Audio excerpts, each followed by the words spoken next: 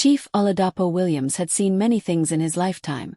Deals worth millions, fierce boardroom battles, shocking political betrayals, but nothing prepared him for what he saw the moment he stepped into his mansion.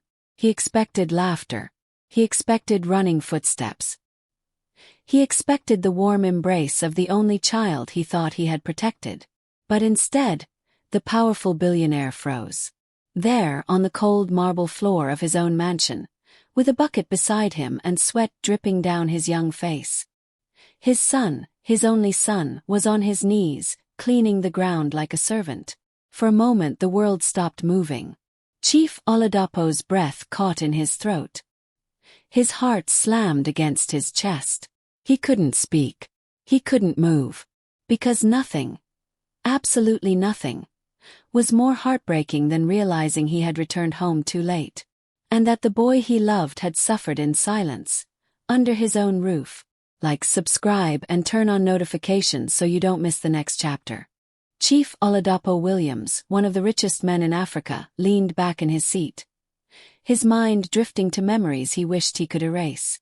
5 years ago, he had lost his wife in a tragic accident. 5 years ago, he had buried his pain in business expansions, foreign investments, and endless travel. And 5 years ago he had left his only son Daniel in the care of relatives, promising to return soon. Soon became months. Months became years. And years became distance. Now guilt weighed on him like iron. When his jet landed at the private terminal in Lagos, he stepped out with the confident stride of a billionaire. But inside, his heart was trembling. His home, a magnificent mansion in Banana Island, had never felt so far away. Security escorted him through the wide marble entrance. He inhaled deeply, expecting to see his son run toward him the way he used to. But the house was quiet. Too quiet. He frowned. "Where is Daniel?" he asked his head butler, Mr. Ajayi. The elderly man bowed respectfully. "Sir, your son is in the house. But there is something you must see before you speak to him." The billionaire raised a brow. "What do you mean?" Mr. Ajayi hesitated. "Sir, Daniel has been working here." "Working?" Chief Oladapo repeated. "Doing what exactly?" The butler swallowed. "As a servant." The billionaire blinked once. Then his heart stopped. "Take me to him." They walked through the long hallway, past portraits and chandeliers, until they reached the servant quarters. There, kneeling on the floor, scrubbing tiles with trembling hands, was Daniel Williams, his only child. His son. Underfed, underdressed, exhausted, and working like a common house servant. Chief Oladapo felt the world tilt beneath him. "Daniel," he whispered. The boy looked up, startled, confused. And in that moment, the billionaire realized the most painful truth of all. Daniel didn't recognize him. And this was only the beginning. Daniel stood up slowly, wiping sweat from his forehead. His eyes narrowed with suspicion. "Who are you?" The billionaire staggered back as if struck. "Daniel, it's me. Your father." Silence. Heavy. Cold. Then Daniel spoke softly. "My father? My father left me." A knife twisted in the billionaire's chest. Before he could respond, Mr. Ajayi stepped forward. "Daniel, this is indeed your father. He has returned to take you home properly." The boy shook his head. "Home? What home?" "The last time he came, he said he'd be back in a few days." Waited. And waited. He pointed at the servant uniform clinging to his thin frame. "No one wanted to take care of me. I became the extra child in this mansion. People bark orders at me. I sleep in the servants' room. I work for food. That is what I know." Chief Oladapo felt his knees weaken. "How could this happen?" he whispered to the household staff. They avoided his eyes. They had their excuses. But nothing could justify it. The billionaire tried to approach his son, but Daniel stepped back cautiously, like a wounded animal unsure if the hunter had come to rescue or capture. "Please," Chief Oladapo whispered. "Give me a chance." Daniel turned away. That night, the billionaire sat alone in the luxurious living room, staring at the family portrait. His wife's smiling face seemed to accuse him. You left him when he needed you most. He buried his face in his hands. He had returned home. But now he had to earn back the right to be called a father. Determined to uncover the truth, Chief Oladapo began investigating the people who were supposed to care for his son. And what he uncovered was horrifying. His late wife's cousin, Mrs. Funmi, had been left in charge of Daniel. Instead of caring for him, she had siphoned millions from Daniel's inheritance, money meant for education, welfare, and security. She had used the boy as unpaid labor. The staff, fearing her influence, had treated Daniel accordingly. The billionaire fired everyone involved, but the emotional damage was done. One afternoon, he tried once more to approach Daniel. Son, he said gently, I know I failed you, but let me make it right. Daniel shook his head. You think money solves everything? No, the billionaire replied. But love can. Daniel looked away. I don't know what a father's love feels like anymore. The billionaire's heart broke again. Later that week, the story leaked online. Photos of a billionaire's son working as a servant went viral. Daniel's humiliation deepened, and he blamed his father for the newfound attention. But unknown to both father and son, someone else was watching them. Someone who planned to use the situation to destroy the billionaire once and for all. The billionaire had many competitors, but none as ruthless as Chief Balagan, a man who had always envied Oladapo's success. When he saw the scandal trending online, he saw opportunity. He called a meeting with Mrs. Funmi, who had just been disgraced and kicked out of the mansion. She came fuming with bitterness. Do you want revenge? Chief Balagan asked. She nodded fiercely. He smiled. Good. Because I want to ruin his empire. Together, they plotted a plan that would cripple the billionaire financially and emotionally. Back at the mansion, Daniel slowly began to bond with his father in small, fragile ways. They cooked together, played chess together, took evening walks together. One night, Daniel asked a quiet question. Dad, why did you leave? The billionaire swallowed hard. I ran away from my grief. And in running, I abandoned the best part of me. Daniel didn't answer, but he didn't walk away either. It was progress. But just when healing began, disaster struck. The billionaire received a message. His company had been sabotaged, shares dropping, bank accounts frozen, projects collapsing, and the final blow. A forged document showing that Daniel was never really his son. The billionaire knew exactly who was behind it. But confronting them wasn't as painful as what happened next. Daniel saw the document and believed it. The next few days became a blur of fear, guilt, and sleepless nights. Chief Oladapo Williams, the black African billionaire who once stood like a giant before the world, now sat small and trembling at the foot of his son's hospital bed. Machines beeped softly around Daniel, the young black African boy who had already suffered far more than any child should. The doctors had done their best. Daniel was safe. But exhaustion, malnutrition, stress, and emotional trauma had weakened his body. He slept for long hours, drifting in and out like someone lost between two worlds. Oladapo rarely moved. He barely ate. He refused to return home. He just sat there, watching, praying, whispering regrets into the quiet glow of the hospital ward. The first words. On the third morning, something extraordinary happened. Daniel's fingers moved. At first, it was only a twitch, a small, almost invisible sign of life. But to Oladapo, it was as if someone had switched on the sun. He leaned forward instantly. Daniel, my son, can you hear me?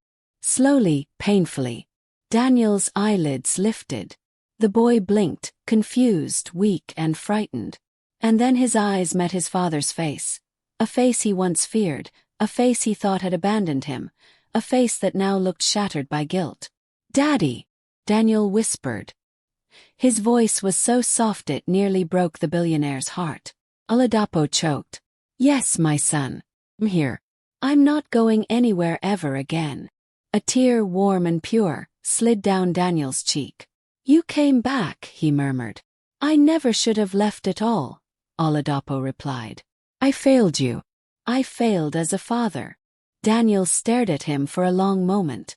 Not with anger, not with resentment, but with something deeper, a child's honest confusion. "Why did they make me work, Daddy? Why didn't you know I was here?" The question stabbed deeper than any accusation. Oladapo swallowed hard. "My boy. Wicked people lied to me. They hid you. They wanted my power, my money. And they thought hurting you would help them control me." Daniel's lips trembled. "Oh, I wasn't useless." Oladapo gasped, overwhelmed. "Useless? Well, Daniel, you are my only heir. My only child. My blessing. You were never useless. I was the one who was blind." The boy's tears finally fell. And his father's tears followed. For a moment, they held each other's hand in complete silence. The confession. Later that day, as Daniel rested, Chief Oladapo met with the lead investigator assigned to the case. The investigator, a tall black African man named Inspector Badejo, bowed his head respectfully. "Chief, we have arrested Mrs. Funmi and Chief Balagan. Their scheme runs far deeper than we imagined." Oladapo clenched his jaw. He had suspected as much. "They planned to take full control of your companies," Badejo continued. "When they realized your son was still alive, they forced him into servant quarters to keep him hidden." Oladapo's eyes closed painfully. The thought of his son washing floors while he sat in boardrooms. It was almost too much to bear. "They will face justice," Badejo assured him. "But sir, they did not act alone." Oladapo opened his eyes sharply. "There were others," Badejo said. "People among your trusted staff who helped them. They feared your influence and wanted you weakened." Oladapo exhaled slowly. "Do whatever is necessary," he said quietly. "But keep my son's name out of the public eye. Protect him." "Yes, Chief." The investigator left. And the billionaire returned to his son's side, carrying the heavy weight of betrayal but also the determination to rebuild. Healing begins. Days turned into weeks. Daniel slowly regained strength. The doctors were amazed at his recovery. His body was weak, but his spirit was strong. Oladapo hired the best therapists, nutritionists, and teachers. He refused to leave the boy's side. He learned how to braid his son's hair. He learned what foods Daniel liked. He learned how to listen, something he had forgotten in his years of chasing wealth. And Daniel slowly learned to trust again. Sometimes they laughed together. Sometimes they cried. Sometimes they simply held each other's hand and sat in silence. It was during one of those quiet evenings that Daniel whispered, "Daddy, can we go home now?" Oladapo smiled with emotion. "Yes, my son, we can go home." But he had one more surprise. The redemption ceremony. 2 months later, the mansion gates opened for a special gathering. Not for business, not for celebration, but for healing. The entire staff, new, carefully selected and deeply loyal, stood respectfully as Chief Oladapo Williams, the black African billionaire, walked through the halls with Daniel, the black African boy he nearly lost, holding his hand. They stopped in the grand living room, the same room where Daniel had once secretly mopped floors. Oladapo turned to him. "My son, this house failed you before. Failed you. But today we make things right." He pulled out a silver key, a symbol of legacy and ownership. "This is your home," he said softly. "Not a place for fear, but a place for love." Daniel took the key with trembling hands. The staff clapped softly. Some even cried. Then something unexpected happened. One by one, the staff came forward. Cooks, gardeners, cleaners, guards, and knelt before the young boy they once saw scrubbing floors. "Welcome home, young master," they said. Daniel's eyes widened. He looked up at his father. "Daddy, this feels strange." Oladapo chuckled warmly. "I know. But you deserve respect. And you deserve to grow up knowing who you are, not as a servant but as my heir. The final twist. Weeks passed. Daniel began schooling again, this time with tutors and teachers who respected him. He started enjoying childhood again, playing football, drawing, exploring. But one evening something unexpected happened. Daniel brought a small wooden box to his father. "What is this?" Oladapo asked. "It's something I kept hidden," Daniel said. "I was scared to show anyone." Inside the box were items from his days as a servant. A broken pencil, torn notebook, a small stone he used to count days, and a piece of cloth, the uniform he wore. "I kept these," Daniel whispered, "so I wouldn't forget who I was." Oladapo touched the items gently. "My son, these things don't define you." Daniel shook his head. "They do define me, Daddy, because they remind me of what I survived." Oladapo's eyes softened. "And what do you want to do with them now?" Daniel smiled for the first time in months. "I want to keep them. But I also want to help other children so they never go through what I went through." Oladapo's heart almost burst with pride. That night he made a bold decision. The legacy. A month later, the world watched as Chief Oladapo Williams announced the launch of the Daniel Williams Foundation for the protection of vulnerable children. Millions watched the broadcast. But only one face mattered to Oladapo. His son's. Daniel stood beside him, holding his father's hand, proud and fearless. "You saved me," he whispered. "No," his father replied. "You saved me first." The end. But a new beginning. The mansion was no longer a place of secrets. It had become a home again. A father regained his son. A child regained his future. And together, they rebuilt a bond stronger than money, stronger than fear, stronger than any betrayal. Because in the end, the greatest wealth a man can ever have is the love of his child.